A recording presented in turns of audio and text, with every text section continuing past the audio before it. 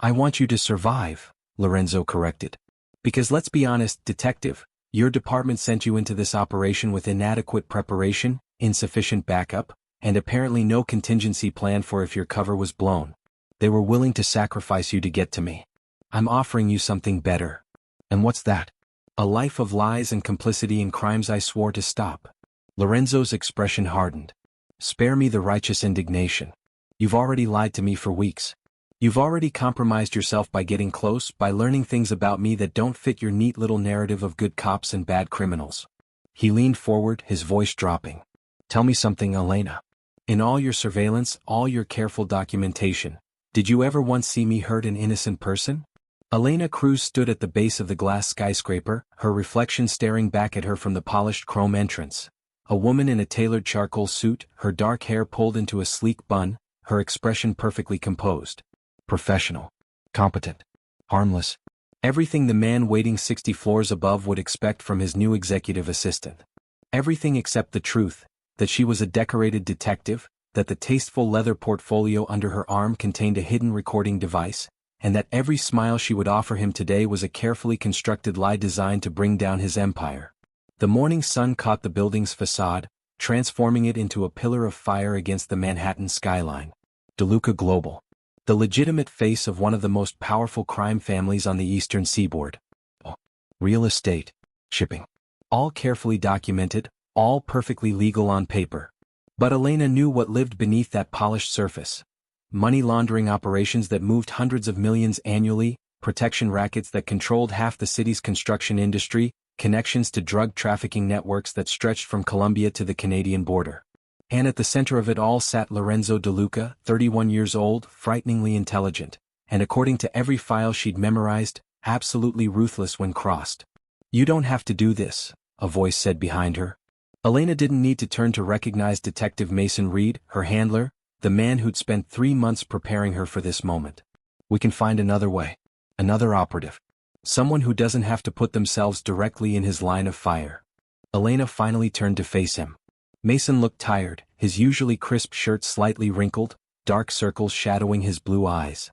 He'd been against Operation Ghost Orchid from the beginning, had argued with the captain for hours about sending her, into Lorenzo DeLuca's inner circle. Elena suspected his objections weren't entirely professional, could feel the weight of his unspoken feelings in every protective gesture, every lingering glance. But this wasn't the time for that conversation.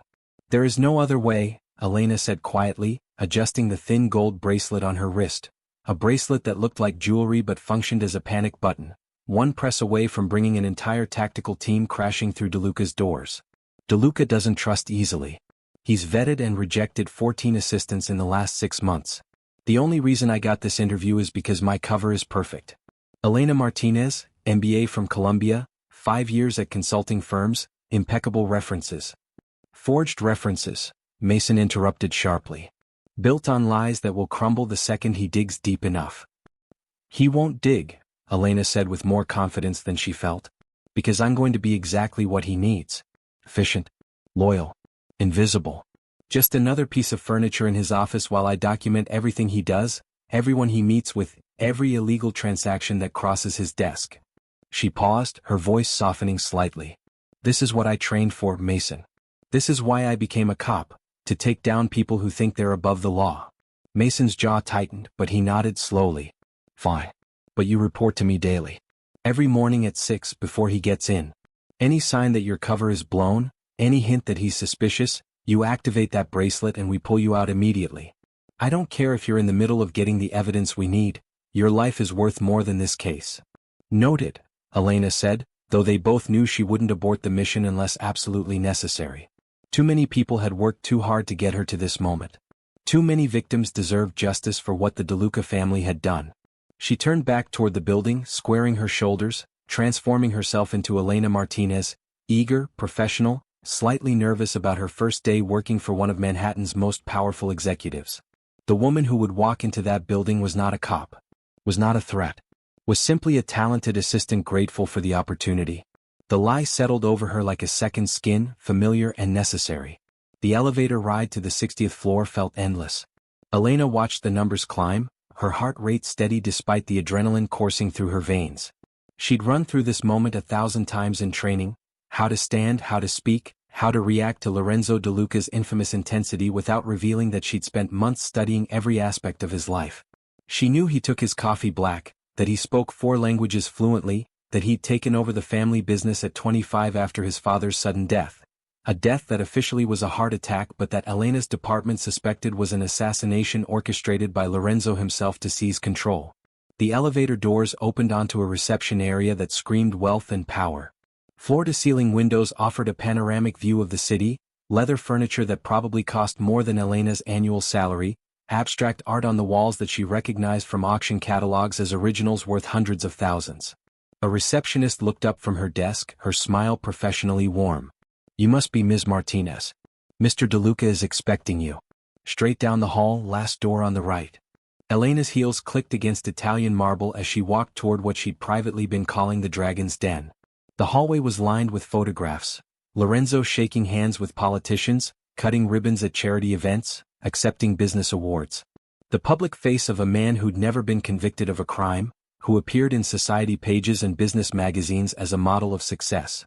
Only Elena knew about the sealed juvenile records, the witnesses who disappeared before trials, the suspicious pattern of competitors who suddenly decided to sell their businesses to DeLuca Global for fractions of their worth. She reached the door, took a breath, knocked twice. "Come in." The voice was deep, controlled, with an edge that suggested its owner was accustomed to immediate obedience. Elena opened the door and stepped into Lorenzo DeLuca's private office. Her first thought was that the files hadn't prepared her for the reality of him. Photographs couldn't capture the way he commanded space, the predatory stillness in his posture as he sat behind a massive desk of dark wood and chrome. He was tall. Even seated, she could tell he'd tower over her 5'6" frame, with the kind of build that suggested regular, punishing workouts. Dark hair, slightly longer than corporate standard, styled back from a face that magazines would call classically handsome but that Elena recognized as dangerous. Sharp cheekbones, a jaw that could have been carved from stone, and eyes, God, those eyes, dark and assessing, the kind of eyes that saw too much, that could strip away lies and pretense with a single glance. He was reading something on his tablet, hadn't looked up at her entrance, and Elena felt the power play in that deliberate dismissal. She stood silently, waiting, refusing to fidget or show discomfort. This was a test. Everything with Lorenzo DeLuca would be a test. Finally, after what felt like an eternity but was probably only 30 seconds, he set down the tablet and looked at her. The full force of his attention was like being caught in a spotlight, intense and unrelenting. "Ms. Martinez," he said, his voice carrying a hint of something she couldn't quite identify. "Curiosity? Skepticism? You're punctual. Unusual for a first day." "I believe in respecting other people's time, Mr. DeLuca," Elena replied, keeping her voice steady and professional. "Especially my employers." "I'm not your employer yet," Lorenzo corrected, leaning back in his chair with the fluid grace of a panther. "This is still an interview. I've rejected 14 candidates for this position. What makes you think you'll be the 15th? Elena had prepared for this question, had crafted her answer carefully. "Because the other 14 didn't understand what you actually need. They thought you wanted someone to manage your calendar and answer your phones. But a man in your position needs more than an assistant. You need someone who can anticipate problems before they arise, who can handle sensitive matters with discretion, who can be trusted with information that can't be shared with your broader organization." Something flickered in Lorenzo's expression. Approval, perhaps, or recognition that she'd done her homework. "And you believe you possess these qualities?" "I know I do. At my previous firm, I managed 3 senior partners simultaneously, coordinated international deals across multiple time zones, and never once allowed a conflict or oversight to impact our operations. I'm detail-oriented, discreet, and I understand that in your world, loyalty isn't just appreciated, it's essential." "My world," Lorenzo repeated softly, and there was something sharp in his tone now, a warning. "What exactly do you think my world entails, Ms. Martinez?" This was the moment, the trap he'd set to see if she'd reveal herself as a plant, as someone who knew more than she should. Elena met his gaze without flinching. "I think your world entails running a multi-billion-dollar corporation with interests that span several continents. I think it requires making difficult decisions that others might question but that you know are necessary. And I think it means you can't afford to have people around you who are naive about the realities of power." She paused, then added with just the right touch of calculated boldness, "I'm not naive, Mr. DeLuca. I understand that success at your level comes with complexities that most people wouldn't appreciate. The silence stretched between them, taut as a wire. Lorenzo studied her with those dark, penetrating eyes, and Elena forced herself to hold his gaze, to project confidence without arrogance, competence without threat. She could feel her pulse quickening but kept her breathing even, kept her expression neutral. Interesting, Lorenzo finally said, standing with a fluid motion that confirmed he was indeed tall, at least 6'2", with broad shoulders that strained slightly against his tailored suit jacket. He moved around the desk with the contained power of someone who knew exactly how dangerous he was and didn't need to prove it. Tell me, Ms. Martinez, have you ever lied to protect someone you worked for? The question was designed to unbalance her, to see if she'd stumble. Yes, Elena answered truthfully because the best lies were wrapped in truth. My previous boss was going through a difficult divorce. There were inquiries from his wife's attorney about his schedule, his whereabouts. I protected his privacy while ensuring his professional reputation remained intact. And you felt no qualms about this deception? I felt it was my job to protect my employer's interests within legal boundaries. That's what loyalty means in a professional context. Lorenzo had moved closer now, close enough that Elena could smell his cologne, something expensive and subtle, cedar and spice. He was invading her space deliberately, testing how she'd react to his proximity, to the implicit intimidation in his size and presence. Elena didn't step back, didn't look away. She'd face down armed suspects in back alleys. She wouldn't be cowed by a man in a suit, no matter how dangerous his reputation. You're either very brave or very foolish, Lorenzo said quietly, and Elena couldn't tell if it was a compliment or a threat. The last person who stood their ground with me is currently recovering from a very unfortunate accident. Then I suppose I'll have to be more careful than they were, Elena replied, and she let just a hint of steel enter her voice. But I'm here because I want to work for you, Mr. DeLuca. Because I believe I can be an asset to your organization. If you're looking for someone who'll cower and yes sir you to death, I'm not that person. But if you want someone who'll tell you the truth, work harder than anyone else and protect your interests as if they were my own, then I'm exactly who you need. Lorenzo's lips curved into something that wasn't quite a smile. Bold words. Let's see if you can back them up. He returned to his desk, pulling out a thick file and tossing it toward her. I have a meeting in Monaco in 3 days. My current travel coordinator just quit. Apparently she couldn't handle the pressure. I need you to reorganize the entire trip. Hotels, meetings, security arrangements, backup plans for every contingency. You have until end of business today. Elena caught the file smoothly, her mind already racing through what would be required. Consider it done. We'll see. Lorenzo sat down, his attention already shifting to his computer screen. You'll work at the desk outside. Everything you need should be in that file. If you succeed, we'll discuss your employment contract. If you fail.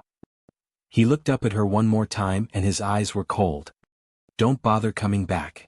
Understood, Elena said, turning toward the door. Ms. Martinez? She paused, looking back. Why did you really want this job? And don't give me corporate platitudes about career advancement. I can smell bullshit from a mile away. Elena met his gaze and for just a moment she let something real show. Not the truth but enough genuine emotion to sell the lie. Because I'm tired of being underestimated. Tired of watching mediocre men rise while talented women get passed over. You have a reputation for valuing competence over politics, results over appearances. I want to work for someone who'll judge me on what I deliver, not what they assume about me. Lorenzo studied her for a long moment, then nodded slowly. Fair enough. Now get to work. Clock's ticking. Elena walked out of his office on steady legs, closed the door behind her, and finally allowed herself a slow exhale.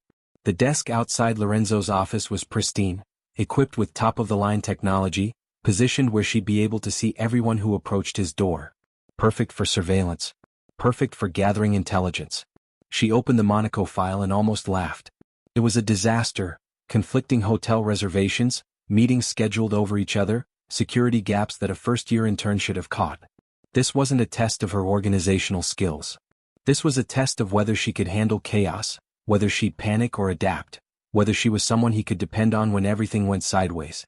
Elena pulled out her laptop, department issue modified to look commercial but loaded with encrypted communication software, and got to work. 4 hours later she had the entire trip reorganized. New hotel with proper security clearances. Meetings restructured to maximize efficiency. Backup transportation arranged. Contingency plans for weather delays, security threats, last-minute changes. She compiled it all into a crisp presentation and knocked on Lorenzo's door at precisely 4:30. "Come in." He was on the phone when she entered, speaking rapid Italian to someone who was clearly making him angry. Elena waited silently while he finished the call, his voice cutting and cold as he delivered what sounded like an ultimatum before ending the call without saying goodbye. "Well?" he said, turning to her. Elena set her tablet on his desk, the presentation queued up. "Your Monaco trip is reorganized. I've taken the liberty of upgrading your security detail given recent incidents with the Viper Syndicate. Yes, I did my research on your competitors, and I've built in flexibility for the last 2 meetings since your contacts in that region have a history of running late." Lorenzo picked up the tablet, scrolling through her work with increasing attention. His expression revealed nothing, but Elena noticed the slight tension in his shoulders ease as he reviewed the details. "This is thorough," he finally said. "Almost suspiciously thorough for someone working here for 5 hours. "I'm efficient," Elena replied simply. "And I understand that in your line of work, details can be the difference between success and disaster." Lorenzo set down the tablet and looked at her with an expression she couldn't quite read. "Most people are intimidated by me, Ms. Martinez. They either fall over themselves to please me or they're so terrified they can barely function. But you're neither of those things, are you?" "I'm practical," Elena said. "Fear doesn't help me do my job better. Respect does. And you've given me no reason not to respect you, yet." "Yet," Lorenzo repeated, and this time his smile was genuine, if slightly dangerous. "I like that. The job is yours, Ms. Martinez. Standard contract, health benefits, salary we discussed. You start officially tomorrow, 7 a.m. sharp. Thank you, Mr. DeLuca. You won't regret this." "I'd better not," Lorenzo said, and there was an edge to his voice that reminded Elena exactly who she was dealing with. "Because the last person who disappointed me learned that my generosity has very definite limits." Elena left his office feeling both triumphant and terrified. She'd done it, she was in. Now came the hard part, staying alive long enough to gather the evidence that would destroy him. The first 2 weeks were a blur of controlled chaos. Elena arrived early, left late, and spent every moment in between trying to be the perfect assistant while secretly documenting everything. Recording conversations with the device hidden in her bracelet. Photographing documents when Lorenzo stepped out of the office. Noting names, times, amounts that appeared in his calendar and correspondence.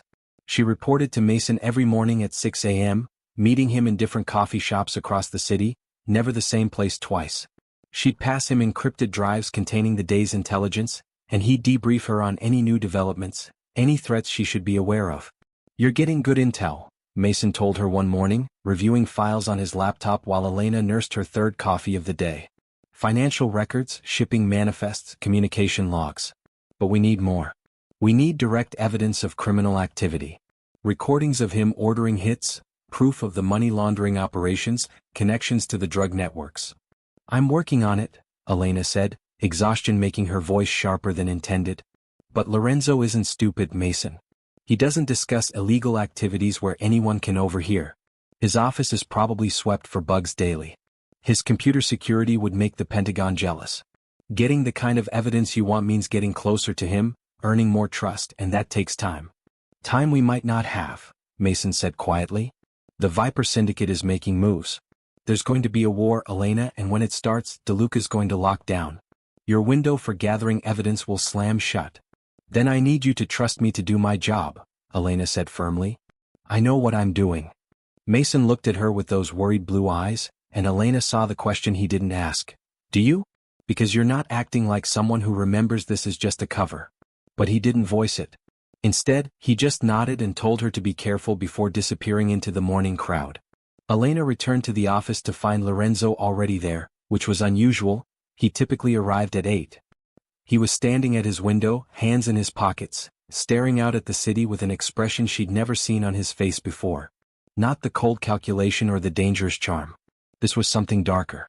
Something that looked almost like weariness. "Mr. DeLuca," she said quietly. "I didn't expect you this early. Is everything all right?" He didn't turn around. "Do you know what it's like, Ms. Martinez, to build something your entire life only to watch vultures circle, waiting for any sign of weakness so they can tear it apart?"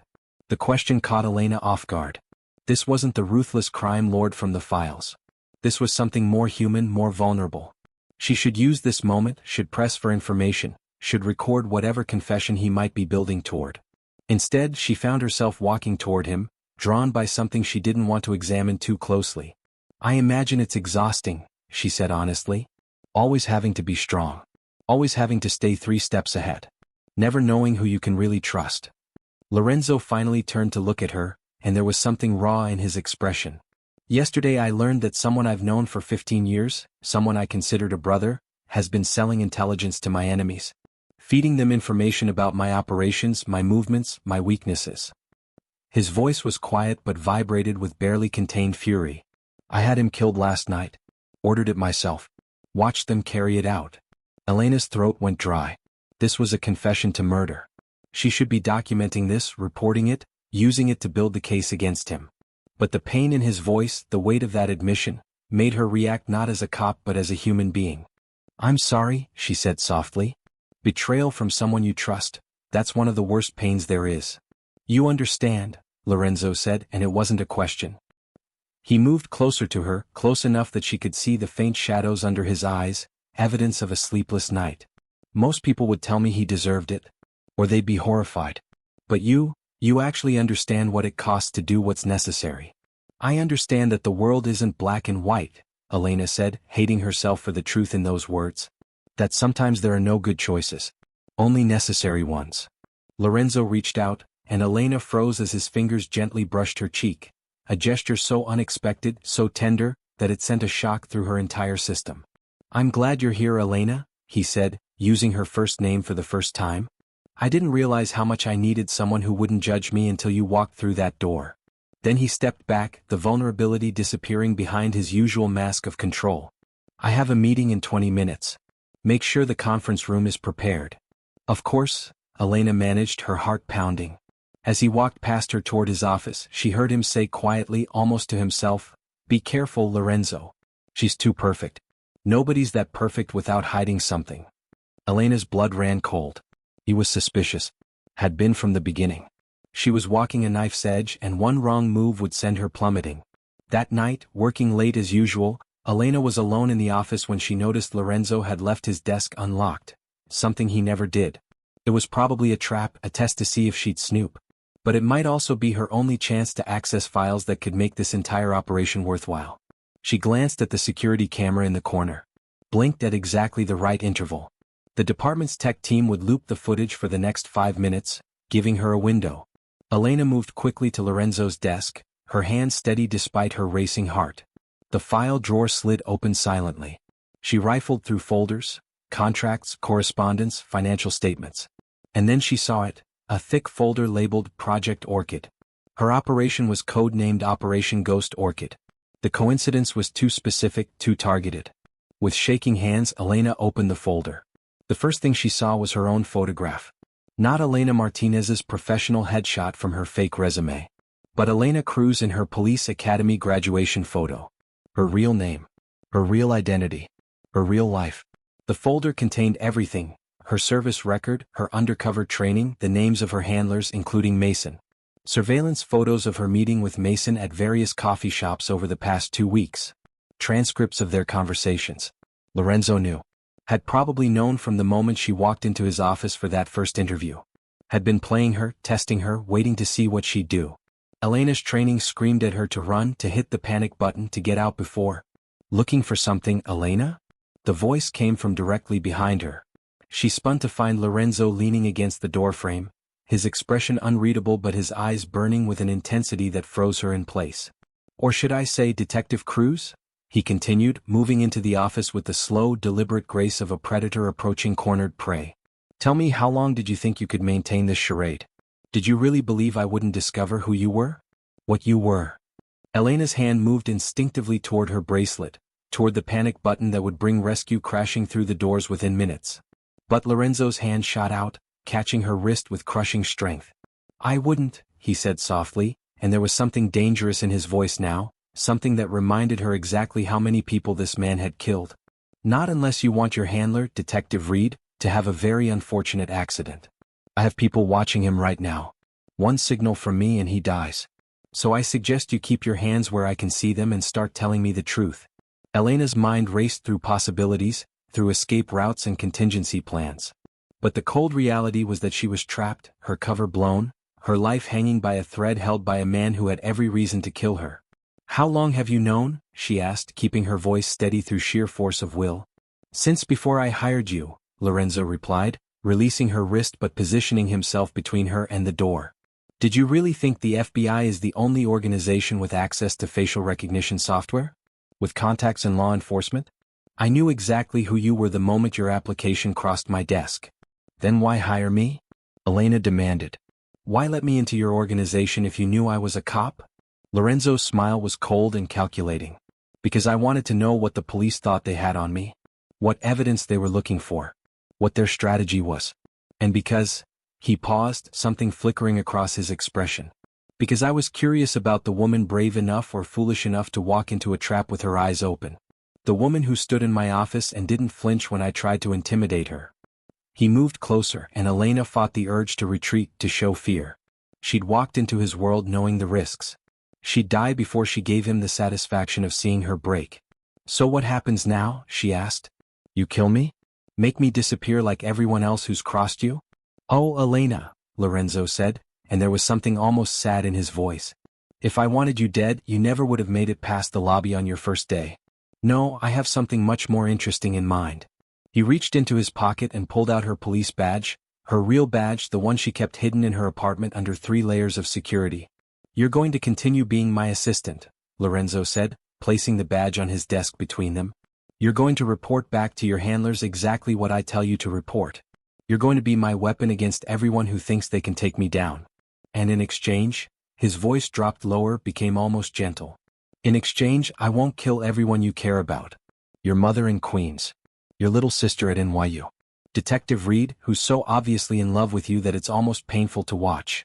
They all get to live as long as you cooperate." "You're blackmailing me," Elena said flatly. "I'm offering you a choice," Lorenzo corrected. "Work for me willingly and everyone you love stays safe. Refuse and—" He didn't finish the sentence. "You didn't need to." Elena stared at him, at this man who'd somehow managed to turn her operation inside out, who held her entire life in his hands. She should refuse. Should die before she became a double agent for the enemy. But she thought of her mother, of her sister, of Mason, and she knew she couldn't sacrifice them for principle. "Fine," she said, the word tasting like ashes. "I'll cooperate. But if you hurt any of them—" "You'll do exactly nothing," Lorenzo interrupted, "because you know I could end them before you took 3 steps toward me. Don't threaten me, Elena. It insults us both." He picked up her badge, studying it. "Besides, this arrangement might not be as terrible as you think. After all," his eyes met hers and there was something complicated in his gaze. "I rather enjoy having you around. You're the first person in years who's treated me like a human being instead of a monster." "Maybe because I didn't know you were one," Elena said bitterly. Lorenzo's expression hardened. "Oh, I'm definitely a monster, Detective Cruz. I've done things that would give you nightmares. Killed people, ruined lives, built an empire on blood and fear. But at least I'm honest about what I am. Can you say the same? You've been lying to me since the moment we met." "I was doing my job," Elena shot back. "And now you're doing a different job," Lorenzo replied. "Get used to it. Because like it or not, Elena, you belong to me now. Your loyalty, your intelligence, your very pretty lies, all mine." He walked past her toward the door, then paused to look back. "Oh, and Elena? Sleep well. Tomorrow we have a long day ahead of us. I'm taking you to a meeting with some very dangerous people, and I'll need you to play your role perfectly. Think you can manage that?" Elena wanted to scream, to fight, to do anything except accept this impossible situation. But she just nodded because what choice did she have? "Good girl," Lorenzo said softly, and then he was gone, leaving Elena alone with the wreckage of her operation and the terrifying knowledge that she'd just become exactly what she'd been fighting against. A criminal. A traitor. Lorenzo DeLuca's property. And the worst part, the part that made her want to laugh or cry or both, was that some small, traitorous part of her had felt something when he'd looked at her with that complicated expression. Something that whispered she might not entirely hate being his. Which meant she was in far more danger than she'd ever imagined. The morning after the revelation felt surreal. Elena woke in her apartment, the same apartment she'd lived in for the past 3 years, though now she wondered how many of Lorenzo's people were watching it, cataloging everyone who came and went. She went through her normal routine on autopilot, shower, coffee, the carefully constructed armor of professional clothing. But nothing was normal anymore. She wasn't Elena Martinez, rising corporate assistant. She wasn't even Elena Cruz, undercover detective. She was something in between, a woman trapped in a web of her own making with a spider who found her fascinating rather than threatening. She thought about running. About grabbing her go-bag and disappearing into witness protection, letting the department clean up the mess. But Lorenzo had made his position clear: cooperation or consequences.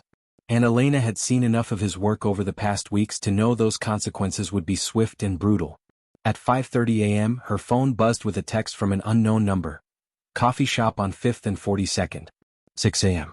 Come alone. I'll know if you don't. Oh. Elena stared at the message, her heart sinking. He was cutting off her morning meeting with Mason, eliminating her one lifeline to the department. She texted back, I have a prior engagement.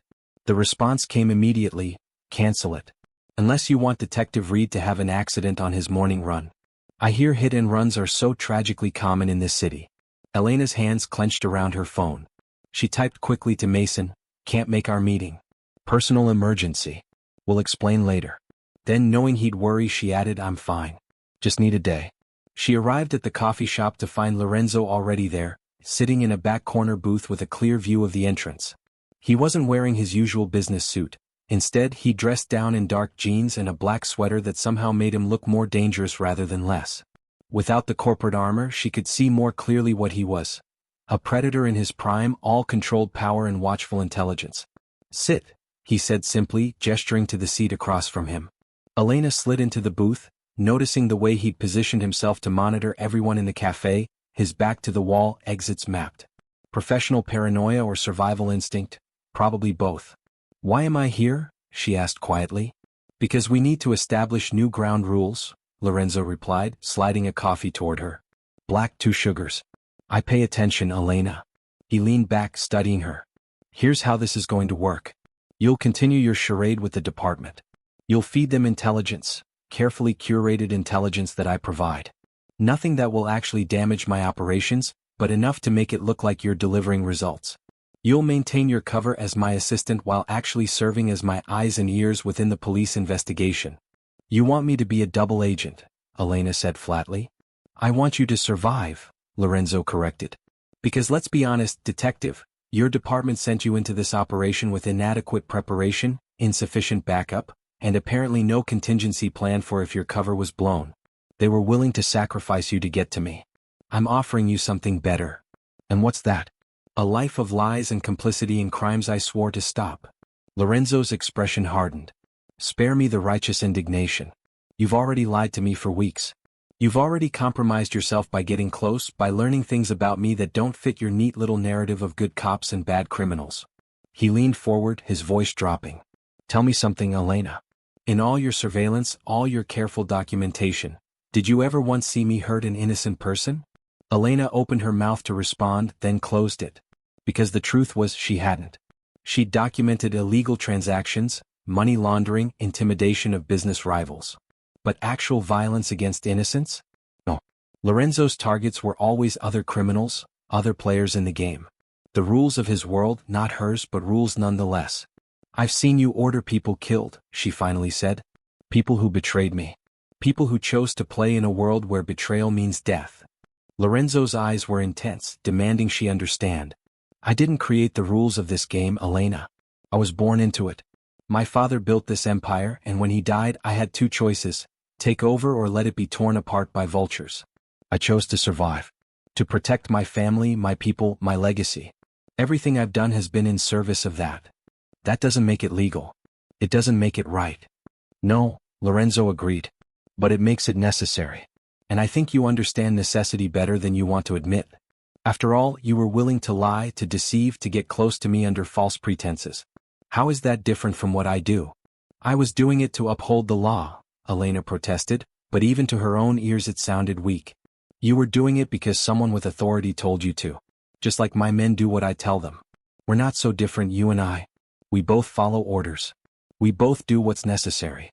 The only difference is which side of an imaginary line we're standing on. Elena wanted to argue, but she couldn't find the words. Because part of her, the part she didn't want to acknowledge, recognized the uncomfortable truth in what he was saying. Lorenzo stood, dropping cash on the table. I have meetings all day. You'll accompany me. There's a benefit tonight at the plaza. You'll need an appropriate dress. I've arranged for one to be delivered to your apartment this afternoon. I didn't agree to go to a benefit with you, Elena said, though she knew protest was futile. You didn't agree to a lot of things and yet here we are. Lorenzo's voice softened slightly. It's not optional, Elena. But it's also not a punishment. Dinner, dancing, boring conversation with rich people who think they matter. You might even enjoy yourself. Doubtful, Elena muttered. Lorenzo smiled, a real smile that transformed his face from dangerous to devastating. We'll see. The next 3 weeks blurred together in a strange, disorienting pattern. Elena continued her role as Lorenzo's assistant, but now with the added burden of knowing he was watching her every move, analyzing every interaction. She fed carefully crafted lies to Mason, intelligence that Lorenzo had prepared that would lead the department in circles without actually revealing anything useful. Mason was growing suspicious. This intel doesn't add up, he told her one morning, studying reports she'd provided. You're giving us names, transactions, but when we follow up, they're either dead ends or they lead to operations we've already shut down. It's like someone's feeding us scraps. Maybe that's all I can safely access, Elena said, hating the lie but committed to it. Lorenzo doesn't trust easily. I'm working my way deeper, but it takes time. Time we're running out of, Mason said sharply. Then more gently, Elena, are you okay? You seem different, distant. If something's wrong, if you're in trouble? I'm fine, Elena interrupted. Just tired. This operation is exhausting. Mason looked like he wanted to press further, but he just nodded. Be careful. I can't shake the feeling that something's changed. He had no idea how right he was. Meanwhile, Lorenzo had begun testing the boundaries of their arrangement in ways that made Elena increasingly uneasy. He started asking her opinion on business decisions. Real opinions, not just administrative matters. He brought her into meetings with his inner circle, introduced her as someone he trusted. And most disturbing of all, he'd started showing her glimpses of the man beneath the monster. Like the afternoon she found him in his office, staring at a photograph of a young woman who looked remarkably like him. My sister, he said without Elena having to ask. Isabella. She's the reason I can't walk away from this life even if I wanted to. The Viper Syndicate has threatened her twice this year. As long as I'm strong, as long as my empire is unshakable, she stays safe. Where is she now? Elena asked, drawn into the moment despite herself. Graduate school in London. Studying architecture. She wants nothing to do with the family business, and I've made sure she doesn't have to. Lorenzo's voice was soft, almost vulnerable. She's good, Elena. Pure. Everything I'm not. And I'd burn this entire city to the ground to keep her that way. Elena found herself moving closer, pulled by the raw emotion in his voice. That's why you do all this. Not for power or money. For her. For her, Lorenzo confirmed. And for the memory of my father. And for the dozens of families whose livelihoods depend on my organization staying intact. I'm not a hero detective. But I'm also not the villain you want me to be. Before Elena could respond, Lorenzo's phone buzzed. He glanced at it and his entire demeanor shifted, going cold and deadly in an instant. What's wrong? Elena asked. The Viper Syndicate just made a move on one of my warehouses. Killed 3 of my men. Lorenzo was already moving, grabbing his jacket, his gun. I need to handle this. I'll come with you, Elena said automatically, then wondered why she'd volunteered. Lorenzo paused, studying her. This isn't a business meeting, Elena. This is war. It's going to get violent. You don't need to see that. Maybe not, Elena agreed. But you're walking into a potential ambush. You need someone watching your back. Something shifted in Lorenzo's expression. Surprise, maybe appreciation. You're either very loyal or very stupid. Maybe both, Elena said, and Lorenzo laughed, a genuine sound she'd rarely heard from him. Fine. But stay close and do exactly what I say. I don't need your death on my conscience. They drove to the warehouse in tense silence, Lorenzo's men following in 2 additional vehicles. When they arrived, the scene was brutal, bodies, blood, evidence of a firefight. Lorenzo moved through it with professional detachment, issuing orders, analyzing what had happened. They're testing our response time, he said to his head of security. Seeing how quickly we can react to an attack. Which means they're planning something bigger. He turned to Elena. Get back to the car. Now. But before Elena could move, shots erupted from a nearby building. Lorenzo's men returned fire, and suddenly the warehouse dissolved into chaos. Lorenzo grabbed Elena, pulling her behind a shipping container, his body shielding hers as bullets ricocheted off metal. "Stay down," he ordered, his gun out, returning fire with deadly precision. Elena should have been terrified. Should have been reaching for her panic button, calling for backup. Instead, she found herself pulling her own concealed weapon, the one the department had given her, the one she'd never expected to use, and firing at the attackers alongside Lorenzo. They worked together with surprising synchronicity, covering each other, moving as a unit. When Lorenzo's gun ran dry, Elena provided covering fire while he reloaded. When she nearly exposed herself to take a shot, Lorenzo yanked her back with a snarled, "What the hell are you doing?" The firefight lasted maybe 5 minutes but felt eternal. When it ended, 4 of the Viper Syndicate's men were dead or dying, and Lorenzo's team had suffered 2 more casualties. Lorenzo checked on his wounded men first, calling for medical assistance, his voice calm and controlled despite the violence they'd just survived. Then he turned to Elena, and his hands were on her face, turning her head to check for injuries. "Are you hurt? Did they hit you?" "I'm fine," Elena said, though she was shaking now that the adrenaline was fading. "Just some cuts from flying debris." Lorenzo's expression was thunderous. "You could have been killed. You should have stayed in the car like I told you." "You could have been killed," Elena shot back. "You're not invincible, Lorenzo. You need people who can." She stopped, realizing what she was saying. What it revealed about how her feelings had shifted. Lorenzo stared at her, and something in his eyes made her breath catch. "You called me Lorenzo. Not Mr. DeLuca. Not boss. Lorenzo." "Slipped out," Elena said weakly. "No," Lorenzo said softly, his thumb brushing across her cheekbone where a cut was bleeding. "It didn't slip. You're starting to care. Despite everything, despite knowing what I am, you're starting to see me as something other than a target." "Don't," Elena whispered. "Don't read into it. I was just protecting me," Lorenzo finished. "The way I've been protecting you. We've crossed a line, Elena. Both of us. And I don't think either of us knows how to uncross it." He was right, and that terrified her more than any gunfight ever could. The benefit that night felt surreal after the violence of the afternoon.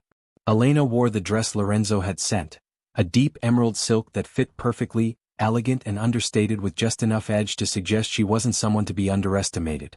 When Lorenzo picked her up, the look in his eyes told her he appreciated more than just the dress. "You're stunning," he said simply. "Don't," Elena said, but there was no heat in it. She was too tired, too emotionally wrung out to maintain her walls. The Plaza Ballroom was filled with Manhattan's elite, politicians, business moguls, socialites. Lorenzo moved through the crowd with practiced ease, and Elena found herself slipping into the role of his partner rather than his assistant. They danced, and she discovered Lorenzo was an excellent dancer, leading her through a waltz with the same confident control he brought to everything else. "You're good at this," she murmured as they turned across the floor. "My mother insisted Isabella and I learn," Lorenzo replied. "She said that a gentleman should know how to treat a lady properly, even if he's a criminal underneath." Elena looked up at him, at this complicated man who killed without remorse but who learned to waltz for his mother. "I don't know who you really are," she admitted. "The man who orders executions or the man who sends his sister to graduate school abroad? The monster or the—" "Both," Lorenzo interrupted. "I'm both, Elena. We all are, aren't we? Good and bad, light and dark, coexisting in the same soul. You're a cop who's been lying to your department for weeks. Who fired a gun alongside a criminal this afternoon instead of calling for backup. Who's dancing with me right now like you don't wish I was dead." "I don't wish you were dead," Elena said, and the admission felt like stepping off a cliff. Lorenzo's arms tightened around her. "I know.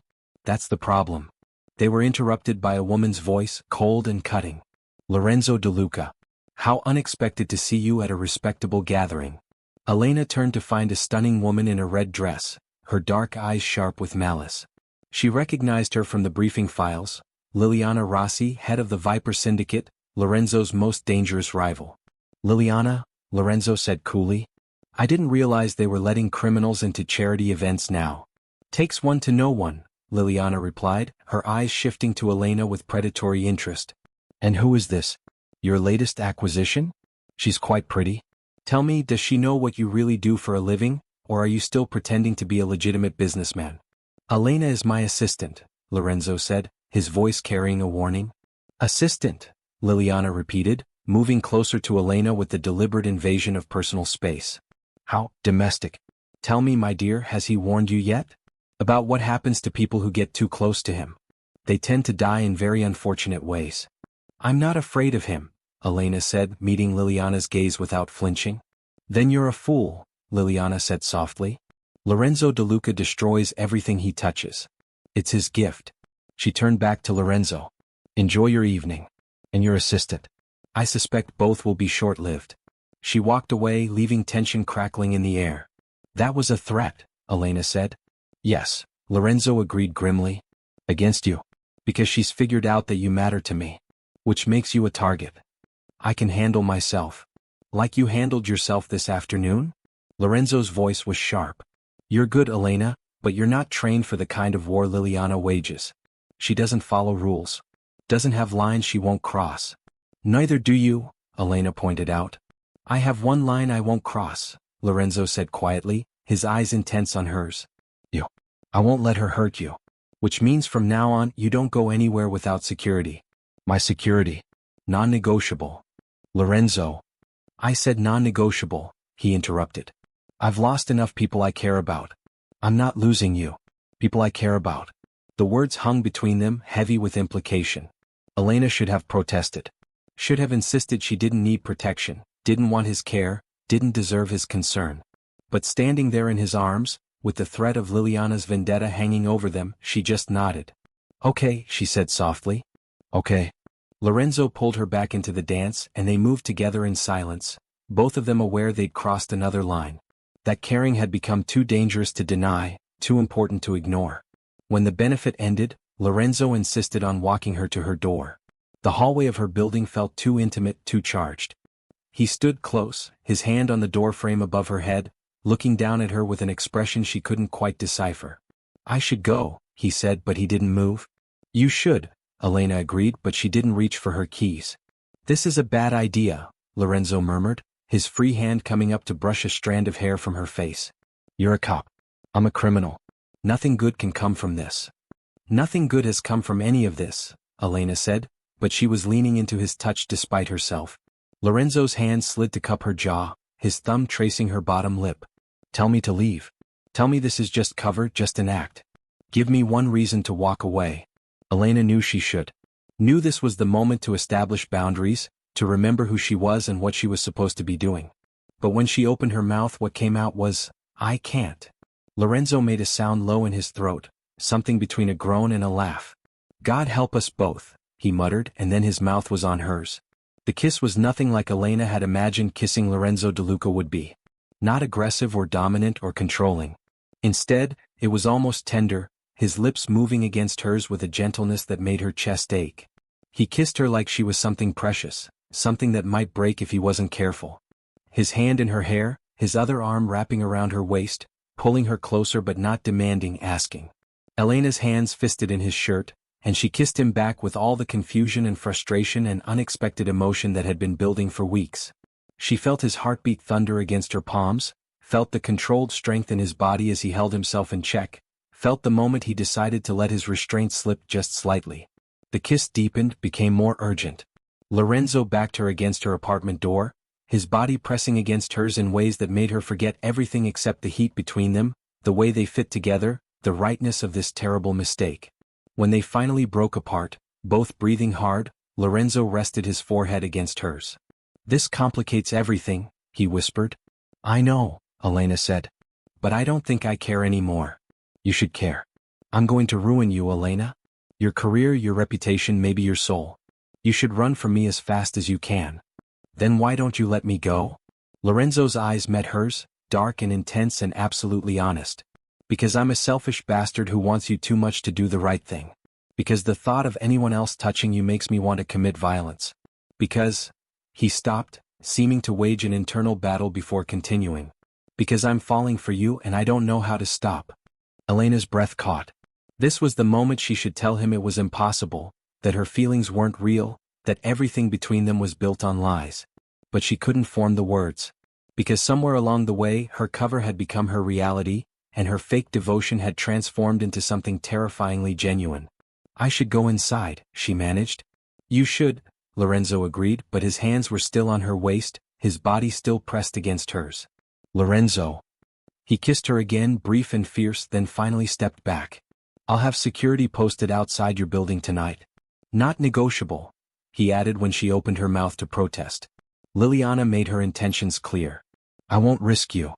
He turned and walked away before Elena could respond, leaving her leaning against her door, her lips still tingling from his kiss, her mind racing with the impossible reality of what she'd just done. She'd kissed Lorenzo DeLuca. She'd kissed a criminal, a killer, a man she was supposed to be helping arrest. And worse, so much worse, she'd meant it. Elena stumbled into her apartment and collapsed on her couch, her hands shaking. This had spiraled so far beyond her control. She needed to tell Mason, needed to request extraction, needed to... Her phone buzzed. A text from Lorenzo. Sleep well, detective. Tomorrow we have a meeting with some very dangerous people. I'll need you sharp. And despite everything, Elena smiled. She was in so much trouble. The next morning began with a crisis. Elena woke to her phone buzzing incessantly, not Lorenzo but Mason, his texts increasingly urgent. Call me. Now. Emergency. Don't go to DeLuca's office. She called him immediately. Mason, what's wrong? We know, Mason said, his voice tight with anger and something that sounded like hurt. We know about you and DeLuca. We have surveillance photos from last night, him kissing you at your door. Elena, what the hell have you done? Elena's blood ran cold. Mason, it's not, I can explain. Explain what? That you've been compromised? That you've been sleeping with our target? Mason's voice cracked slightly. We're pulling you out. Today. There's a tactical team on standby. You'll give us everything you have on DeLuca's operation, and we'll move forward with what we've got. You can't, Elena said urgently. Mason, we don't have enough evidence yet. If you move now, his lawyers will tear it apart. We need more time. We don't have more time. You've been made, Elena. If DeLuca knows you're law enforcement... He knows, Elena interrupted, the confession tumbling out. He's known from the beginning. She stopped, realizing she couldn't tell Mason everything. Couldn't admit she'd been turned, that she'd been feeding him false intelligence, that she'd crossed every line that mattered. He's been testing me, waiting to see what I'd do. But I can still make this work, Mason. I can still get what we need. The silence on the other end was devastating. When Mason finally spoke, his voice was flat. You've gone native. You've fallen for him. Everything we feared would happen has happened. That's not true, Elena protested weakly. Isn't it? Tell me right now, Elena. Can you look me in the eye and say you still want to arrest Lorenzo DeLuca? That you haven't developed feelings for him? Elena opened her mouth, but the lie wouldn't come. She tried again, and nothing emerged except silence that spoke volumes. That's what I thought, Mason said, and he sounded heartbroken. You have until end of business today to report to headquarters for debriefing. If you don't show, we'll consider you compromised and issue a warrant for your arrest as an accessory. Do you understand? Mason, please? He hung up. Elena stood frozen in her apartment, her world imploding around her. She had maybe 12 hours before her own department came after her. Before everything she'd worked for, sacrificed for, was destroyed. She should run. Should disappear. Her door burst open with a crash of splintering wood. Elena spun, reaching for her weapon, but froze when she saw who was standing there. Not Lorenzo. Not police. Liliana Rossi, flanked by 4 armed men. Good morning, Detective Cruz, Liliana said pleasantly, stepping into the apartment like she owned it. We need to have a chat. Elena's hand was still moving toward her gun when one of Liliana's men grabbed her, twisting her arm behind her back with professional efficiency. Another man disarmed her, patted her down for additional weapons and surveillance equipment. Let me go, Elena demanded, fighting against the hold. I don't think so, Liliana said, moving closer. You see, I've been very curious about you, Elena. Lorenzo's new assistant. The woman he's suddenly so protective of. So I did some digging. Imagine my surprise when I discovered you're not who you claim to be. She held up Elena's police badge, the same one Lorenzo had shown her weeks ago. Detective Elena Cruz. Undercover. Which means Lorenzo either doesn't know about you or... Her eyes gleamed with malicious delight. He does know and has been playing his own game. I don't know what you're talking about, Elena said, but her voice lacked conviction. Please. I've been in this business too long to fall for lies. Liliana nodded to her men. Bring her. We're going somewhere Lorenzo will appreciate as a meeting place. They dragged Elena from her apartment, down the back stairs to avoid cameras, into a waiting van. She fought every step, but they were professionals and she was outnumbered. Within minutes she was bound and gagged, being driven to an unknown location while Liliana sat across from her, smiling. "Don't worry," Liliana said conversationally. "I'm not going to kill you. Not yet. First, I want to see Lorenzo's face when he realizes his little cop girlfriend has been taken. Want to watch him choose between his empire and his heart. It's going to be delicious." The location turned out to be an abandoned warehouse in Red Hook, cliché but effective. They secured Elena to a chair in the center of the space, harsh lights illuminating her while the rest of the warehouse remained in shadow. Liliana's men took up positions around the perimeter, weapons ready. "Now we wait," Liliana said, pulling out her phone. "I've already sent Lorenzo our location. He'll come. He won't be able to help himself." "He'll bring an army," Elena said, her voice hoarse. "You can't win this." "Oh, I don't need to win," Liliana replied. "I just need him distracted, desperate, off balance. While he's here trying to rescue you, my people will be hitting his actual assets. His warehouses, his accounts, his sister in London. By the time he realizes the trap, his empire will be mine." Elena's blood ran cold. "Isabella. You're going after Isabella? Smart girl. Yes, his precious sister. The one weakness everyone knows about. Lorenzo will trade everything to keep her safe. His territory, his operations, maybe even his life. But he'll try to save you first. Because men like Lorenzo DeLuca, for all their intelligence, are fundamentally stupid when it comes to women they love." "He doesn't love me," Elena said, but the words felt hollow. "Doesn't he?" Liliana smiled knowingly. "I saw the way he looked at you last night. The way he positioned himself between you and any perceived threat. That's not just attraction, detective. That's possession. Obsession. The kind of irrational attachment that gets people killed." Elena wanted to argue, but she couldn't. Because Liliana was right. Whatever had developed between her and Lorenzo had transcended logic, had become something dangerous and consuming. Time passed, maybe 30 minutes, maybe an hour. Elena tested her bonds, but they were professional grade. She was well and truly trapped. Then she heard it, the distinctive sound of approaching vehicles. Multiple engines. Heavy doors slamming. "Showtime," Liliana murmured, standing and checking her weapon. The warehouse doors burst open and Lorenzo strode in alone. No army. No backup. Just him, his hands raised to show he was unarmed, his expression carved from ice. "Let her go, Liliana," he said, his voice echoing in the vast space. "This is between you and me. She's got nothing to do with our war." "On the contrary," Liliana replied, moving to stand behind Elena, her gun casually pointed at Elena's head. "She has everything to do with it. Tell me, Lorenzo, did you know she was a cop when you hired her? Or did you figure it out later?" Lorenzo's eyes flicked to Elena, and she saw something complex in his gaze. "Regret? Apology? I've known from the beginning. Then you kept her close anyway. Used her. Or," Liliana laughed. "You fell for her despite knowing she was sent to destroy you. How perfectly tragic. What do you want?" Lorenzo demanded. "Your empire. Your territories. Your accounts. All of it transferred to me, or I put a bullet through your detective's very pretty head." "Done," Lorenzo said immediately. "I'll give you everything. Just let her go." "Lorenzo, no." Elena shouted. "Don't, she's lying. She's going after Isabella. This is just a distraction." The gunshot was deafening in the enclosed space. Elena screamed, but the bullet hadn't hit her. It had shattered a light fixture above her head, raining glass down around them. "The next one won't miss," Liliana said coldly. "Now then, Lorenzo. As I was saying." What happened next occurred in a blur of violence so fast Elena could barely process it. Lorenzo moved, not away from danger but toward it, his hand producing a gun from somewhere, firing with deadly accuracy. Liliana's men opened fire, but Lorenzo was already rolling, taking cover behind a concrete pillar, continuing to shoot with mechanical precision. But he was one man against 5, and the odds weren't in his favor. Elena watched in horror as one of Liliana's men got a clean shot, the bullet catching Lorenzo high on the shoulder, spinning him around. He stumbled but stayed on his feet, his gun never wavering. "Lorenzo!" Elena screamed, struggling against her bonds with renewed desperation. Lorenzo's eyes found hers across the warehouse, and in that moment of distraction Liliana fired. The shot was aimed at Lorenzo's chest, a kill shot, professional and clean. But Lorenzo threw himself to the side at the last second, and the bullet meant for him struck one of Liliana's own men instead.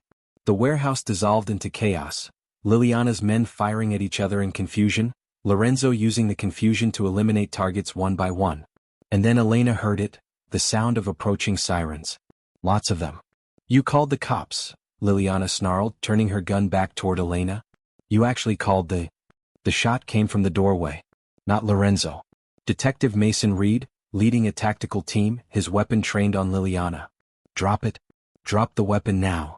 Liliana hesitated for one fatal second, her gun still pointed at Elena's head, clearly calculating whether she could pull the trigger before Mason fired. Don't, Lorenzo's voice cut through the tension. He'd moved closer during the chaos, his own gun trained on Liliana. Blood soaked his shoulder but his hand was steady. You don't get to touch her. Ever. For a moment, everything hung in balance. Then Liliana smiled, a cold, calculating expression. Another time then. She fired, not at Elena or Lorenzo but at the skylights above. Glass exploded, raining down, creating chaos and cover as she and her remaining men bolted for a back exit. After them. Mason shouted to his team, but Lorenzo was already moving toward Elena, cutting through her bonds with a knife he produced from somewhere. Are you hurt? He demanded, his hands frantically checking her for injuries. Did they? I'm fine, Elena gasped, catching his face between her hands. But you're shot. Lorenzo, you need medical. It's nothing, he interrupted, though his face was pale and his shirt was soaked with blood. Elena, I need you to listen to me. I called Mason. Told him where we'd be. He stopped, his expression anguished. I couldn't risk you. Even if it meant turning myself in, even if it meant destroying everything, I couldn't let her kill you. Elena stared at him, understanding crashing over her. You sacrificed your freedom for me. I'd sacrifice anything for you, Lorenzo said simply. Everything. Lorenzo DeLuca, Mason's voice cut through the moment. He approached with his weapon drawn, though not pointed directly at them. You're under arrest for... Wait, Elena interrupted, standing on shaky legs, positioning herself between Mason and Lorenzo. Mason, please. You saved my life. He called you because he knew it was the only way to. He's a criminal, Elena, Mason said, and his voice was broken. He's the man we've been trying to take down for months. The fact that you're defending him proves exactly how compromised you've become. Maybe I am compromised, Elena said, her voice steadier now. Maybe I've crossed lines I never should have crossed. But Mason, he's not the monster we thought he was. He has rules. Lines he won't cross. And he just gave up everything to save me. That doesn't erase his crimes, Mason said, but there was uncertainty in his voice now. Lorenzo, still bleeding, stepped forward. Detective Reed is right. I've committed crimes. I've hurt people. I've built an empire on violence and fear. He looked at Elena and his eyes were infinitely sad. But I was never lying when I told you I have lines I won't cross. And one of those lines is you. I won't let you be destroyed because of me. He turned to Mason. I'll testify. Against Liliana Rossi, against the Viper Syndicate, against everyone in this city's criminal underground. I'll give you everything, names, accounts, operations. Enough to dismantle every major organization operating in this city. In exchange, his voice roughened. In exchange, Elena gets full immunity. Her record stays clean. No charges, no investigation into her conduct during this operation. Lorenzo, no, Elena protested. You can't. Testifying will make you a target. Every criminal in the city will want you dead. Then I'll die knowing I did one good thing, Lorenzo said quietly. One genuinely heroic act in a life full of sins. Saving you. Protecting you. Even from myself. Mason looked between them, conflict clear on his face. Finally he lowered his weapon. The DA will need to approve any immunity deal. But, he paused. But given the circumstances, given the quality of intelligence you're offering, I think we can work something out. He gestured to the medics who'd arrived with the tactical team. Get him stabilized and transported. And Elena, his voice softened. You're coming with me. We have a lot to discuss. The next 48 hours were a blur of debriefings, paperwork, medical evaluations. Lorenzo was treated for his gunshot wound and placed in protective custody while the DA's office worked out the details of his testimony. Elena was cleared of charges but placed on administrative leave pending a full investigation into her conduct. She didn't see Lorenzo during that time. Wasn't allowed to see him. Mason made it clear that any contact between them would jeopardize the case, would give defense attorneys ammunition to claim the testimony was influenced by personal feelings. But on the third day, Elena's phone buzzed with a text from an unknown number. St. Vincent's Hospital. Room 412. He's asking for you. Oh, Mason. Giving her permission or at least looking the other way. Elena found herself driving to the hospital before she'd consciously decided to go. Room 412 was in a secure wing with marshals posted outside. They recognized her, checked her ID, and let her through with minimal fuss. Lorenzo was sitting up in bed, his shoulder bandaged, looking pale but alert. When she entered, his entire face transformed, relief and joy and something deeper washing over his features. "Elena," he breathed. "They told me you were okay, but I needed to see for myself." She moved to his bedside, her hands reaching for his automatically. "You scared me. When I saw you get shot, when I thought..." Her voice broke. "I know," Lorenzo said gently, pulling her down to sit on the edge of the bed. "I'm sorry. But I'd do it again. Every time. As many times as it took to keep you safe." "Mason told me about your deal," Elena said. "Full testimony in exchange for witness protection. A new identity. A chance to disappear and start over." "Yes," Lorenzo confirmed. "They'll relocate me after the trials. Somewhere remote. Safe. Away from everyone who wants me dead, which, after I testify, will be nearly everyone I've ever known." "Isabella?" Elena asked. "Will be protected too. New identity, new life. She's actually relieved. She's wanted out of this world for years." Lorenzo's thumb traced circles on Elena's hand. "So I'm giving her that gift. Giving her freedom. Giving her the life she deserves." "And what about you?" Elena whispered. "What life do you get?" Lorenzo was quiet for a long moment. Then he reached into the drawer of his bedside table and pulled out a small envelope, handing it to Elena. She opened it with shaking hands. Inside was a single photograph, her and Lorenzo, captured by a photographer at the benefit they'd attended together. In the image, they were dancing, Elena's head tilted back in laughter, Lorenzo looking down at her with an expression of such tender devotion that it made her chest ache. "I had this printed before everything went to hell," Lorenzo said quietly, "because I wanted to remember that moment. The moment I realized I was completely, irrevocably in love with you." Elena's breath caught. "Lorenzo." "Let me finish," he interrupted gently. "I know what we had was built on lies and deception and circumstances that should have made it impossible. But Elena, it was also real. More real than anything I've felt in my entire life. You saw the worst parts of me and didn't run away. You stood beside me when every instinct told you to leave. You made me want to be better than I am." "You are better than you think," Elena said, tears streaming down her face. "You protected your sister. You saved me. You chose justice over your empire. That's not a monster, Lorenzo. That's a hero." "I'm not a hero," Lorenzo said firmly. "But maybe, with enough time and witness protection, in a new life far away from this world, maybe I could become someone worthy of you." Elena understood what he was asking without him having to say it. "You want me to come with you?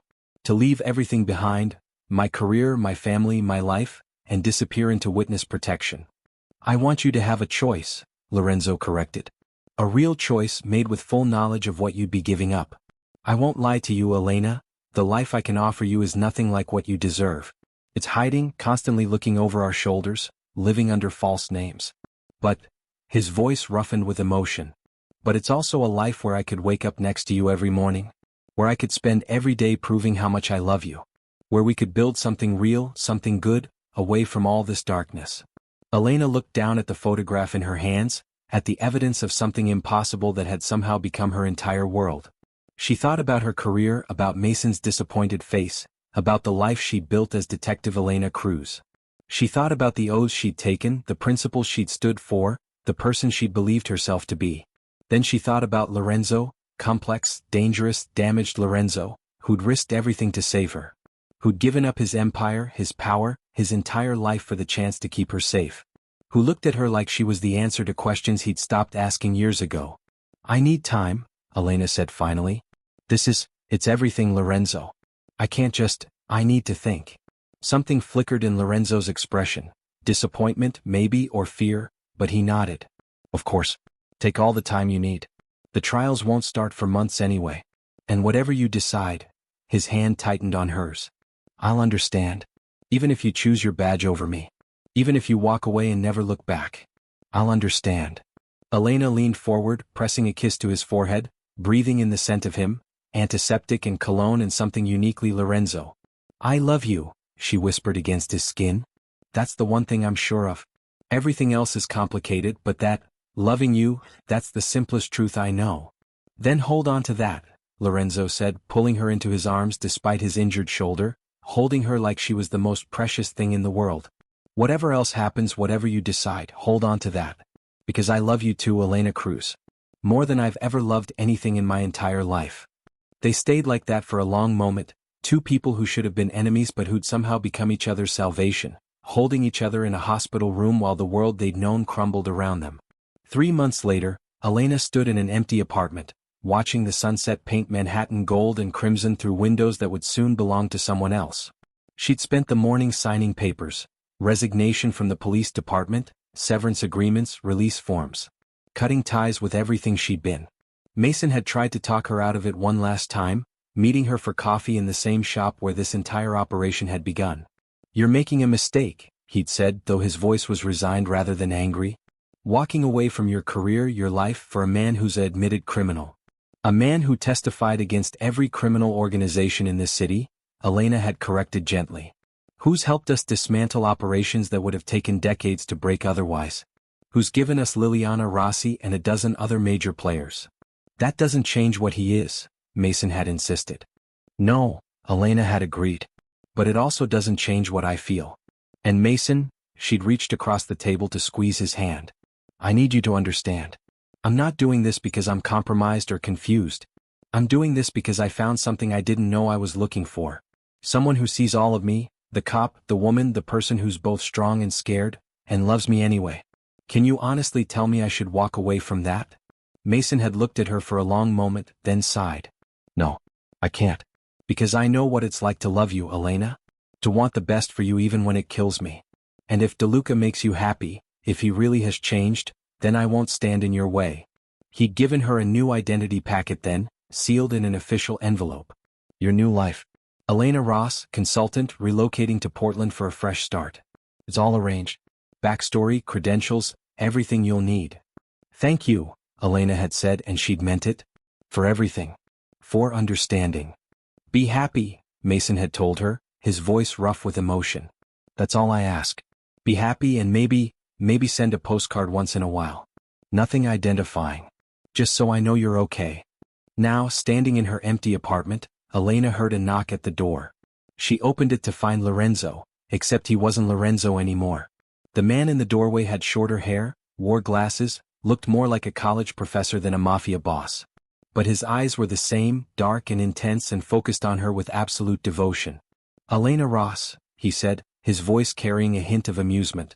"Ready for your new life?" "Lucas Ross," she replied, using his new name, trying it out. "I think I am." He stepped into the apartment, looking around at the bare walls, the empty rooms. "Any regrets?" Elena considered the question honestly. "A few. I'll miss parts of my old life. My friends, my mother, the certainty of knowing who I was and what I stood for." She moved to him, her hands sliding into his. "But no regrets about this. About us. About choosing you. We'll build something good," Lorenzo, Lucas, promised. "Something honest and real. I know I can't give you the excitement of police work or the prestige of being a detective, but—" "You're giving me something better," Elena interrupted. "A partner. Someone who knows all my secrets and loves me anyway. Someone who chose me when it cost him everything. That's worth more than any career." Lucas pulled her into his arms, and they stood there in the empty apartment, two people who'd found each other in the darkest circumstances and somehow built something beautiful from the wreckage. "Portland's going to seem boring after Manhattan," Lucas said with a smile. "Good," Elena replied. "I could use boring. No gunfights, no criminal empires, no mortal danger. Just us," Lucas finished. "Building a life. Maybe adopting a dog. Learning to be normal people." "We're never going to be normal," Elena laughed. "No," Lucas agreed, his expression growing serious. "But we can be happy. We can be honest with each other. And we can be together, which is all I've wanted since you walked into my office 3 months ago with lies on your lips and fire in your eyes." Elena kissed him then, soft and deep and full of promise. When they broke apart, she whispered against his lips, "I was sent to destroy you, but you saved me instead. Saved us both." "Then let's stay saved," Lucas murmured back. Let's go to Portland and be boring and happy and absolutely ordinary. Sounds perfect, Elena said. They left the apartment hand in hand, two people walking away from their old lives toward something uncertain but infinitely precious. The sun was setting over Manhattan, painting the sky in shades of fire and blood. Appropriate, Elena thought, for the ending of one story and the beginning of another. As they drove out of the city that had nearly destroyed them both, Elena looked over at Lucas, at this man who'd been her target, her enemy, her lover, her salvation, and smiled. "What?" he asked, glancing at her with affection. "I just realized something," Elena said. "In all our planning, all our preparation for this new life, we forgot something important." "What's that?" "We're married now. According to our cover identities. Mr. and Mrs. Ross. Which means we skipped the dating part and went straight to till death do us part." Lucas laughed, the sound free and genuine in a way she'd rarely heard. "Then I suppose we'll have to figure out marriage as we go. Think you can handle being married to an ex-mafia boss turned boring consultant?" "I think I can manage," Elena said, her hand finding his on the console between them. "As long as you can handle being married to an ex-cop who's still figuring out who she is without a badge." "Elena," Lucas said seriously, squeezing her hand, "I fell in love with the woman, not the detective. The person who fought beside me, who saw past my crimes to something worth saving, who chose love over duty even when it cost her everything. That woman, that's who I married. And I'd do it again in a heartbeat." Elena felt tears prick her eyes, but they were good tears this time. Happy tears. "I love you, Lucas Ross. Whoever you used to be, whoever you're becoming, I love you." "I love you too, Elena Ross," he replied. "Now and always." They drove into the sunset together, leaving behind a city of shadows and secrets, heading toward a future that was uncertain but filled with possibility. It wasn't the ending either of them had expected. It wasn't the life they'd planned. But it was theirs. And in a world that had tried so hard to tear them apart, that was enough. More than enough. It was everything. The coffee shop in Portland was nothing like the Manhattan establishments Elena had once frequented. It was cozy rather than sleek, filled with the smell of fresh pastries and the sound of local musicians playing acoustic sets on weekend mornings. Elena, she still thought of herself as Elena, even though everyone here knew her as Elena Ross, sat at her favorite corner table, laptop open, nursing her third cup of coffee. She was working on a consulting project for a local nonprofit, helping them streamline their operations and secure funding. It was honest work, meaningful work, and if it lacked the adrenaline rush of undercover operations, it filled her with a different kind of satisfaction. The bell above the door chimed and Lucas walked in, shaking rain from his jacket. He'd adapted to Portland surprisingly well, embracing the casual aesthetic, growing a beard that made him look distinguished rather than dangerous, teaching business ethics at Portland State University. Their students loved him, had no idea that the man explaining corporate responsibility had once run a criminal empire.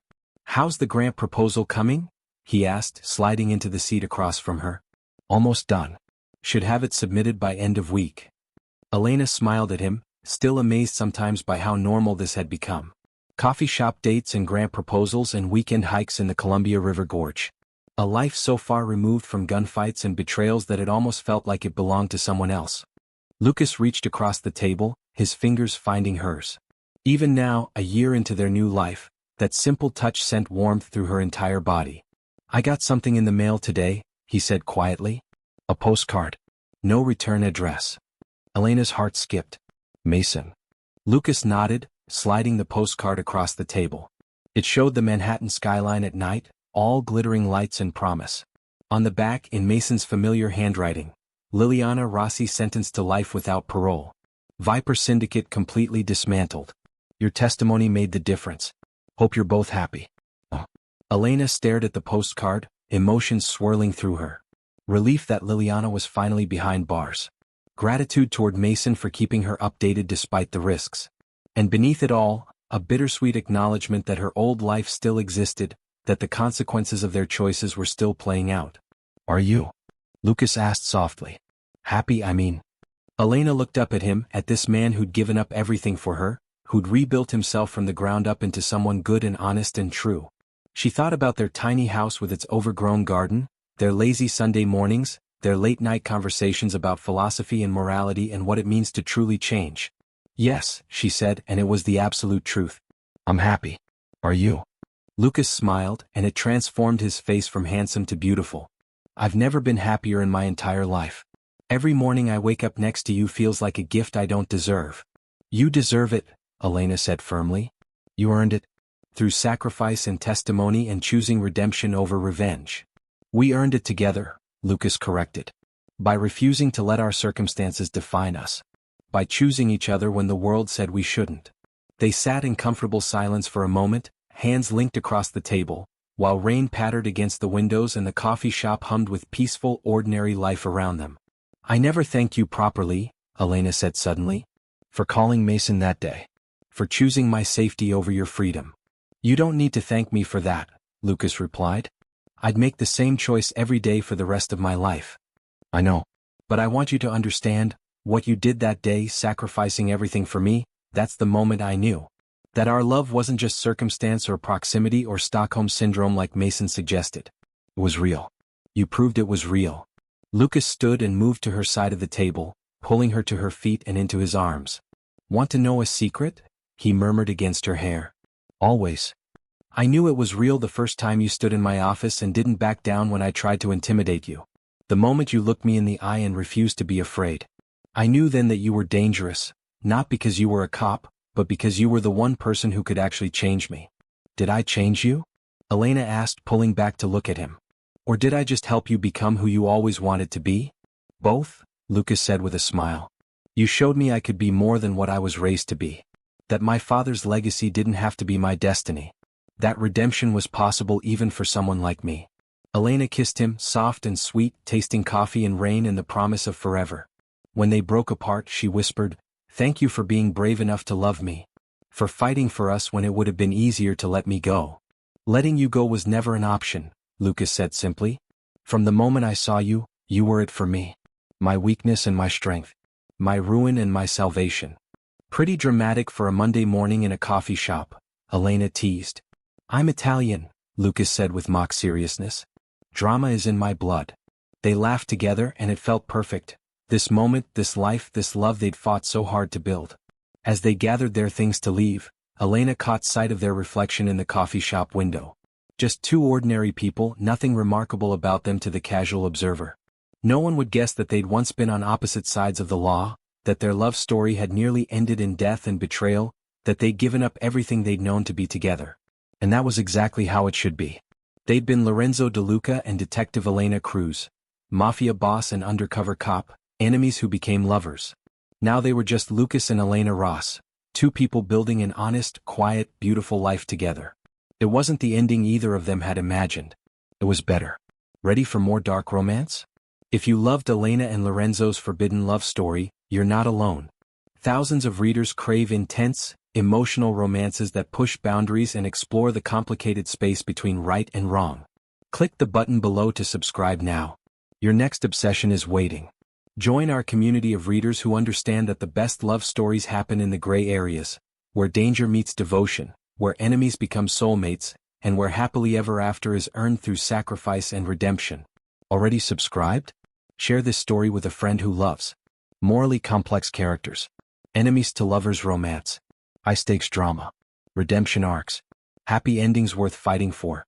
Elena and Lorenzo's story may be over, but their legacy lives on. Because true love isn't about being perfect, it's about being brave enough to change for the person who sees the best in you, even when you can't see it yourself.